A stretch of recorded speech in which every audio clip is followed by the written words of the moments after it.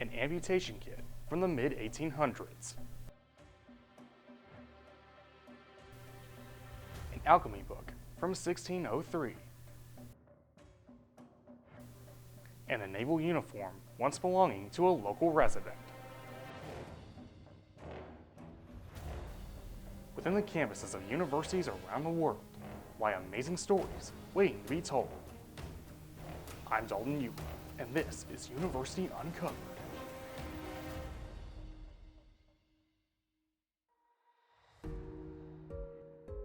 The University of Southern Indiana.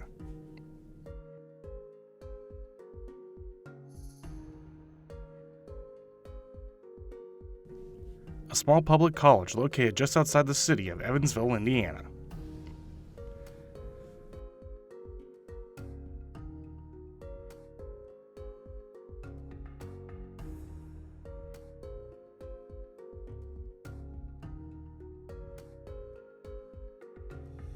Standing in the middle of this beautiful campus lies the David L. Rice Library.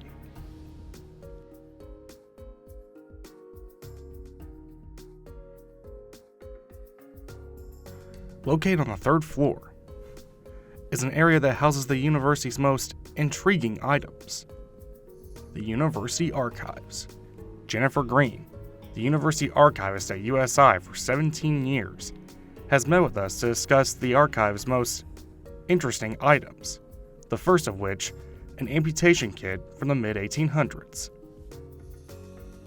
So over here we have one of our most popular items. Everyone always likes to see the amputation kit. This is from about an 1850s, 1860s doctor's office. This would have been before we had things like anesthesia and painkillers.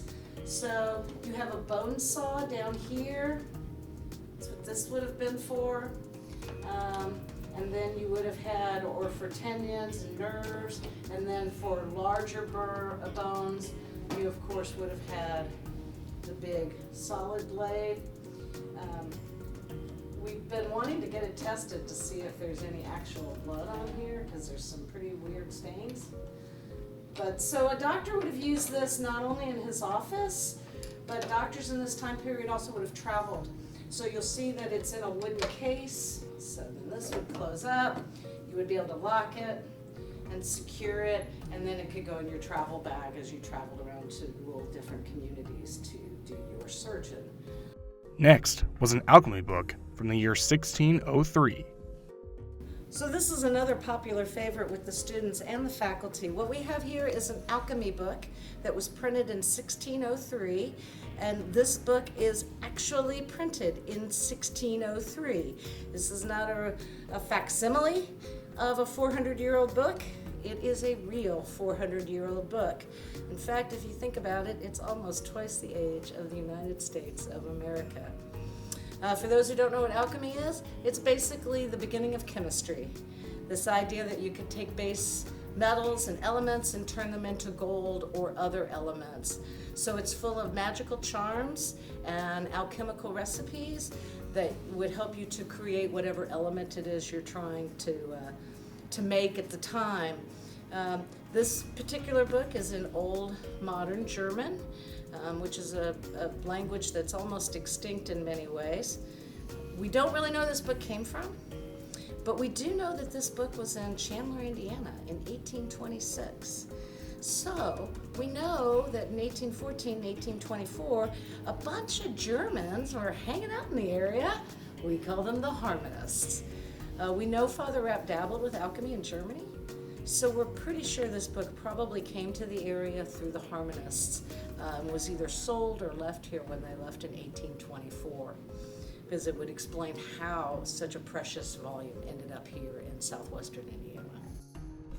Next up was a naval uniform once belonging to an Evansville resident. So this is a uniform that was donated by a local resident. Leonard Schlamp was his name. And this was his Navy uniform from World War II. He was drafted towards the very end of the war, so he was really only in it for a couple of months. And when he was telling me about this, when he donated this uniform, which we just have to pause for a minute and look at how small this particular individual was. This was a 19-year-old man, not a kid. But anyway, he's telling me that as he's got this, after he left World War II, later he gets called up again at the Korean War. And he goes, and this was my uniform. And I said, well, but I thought you wore that in World War II. And he said, I did.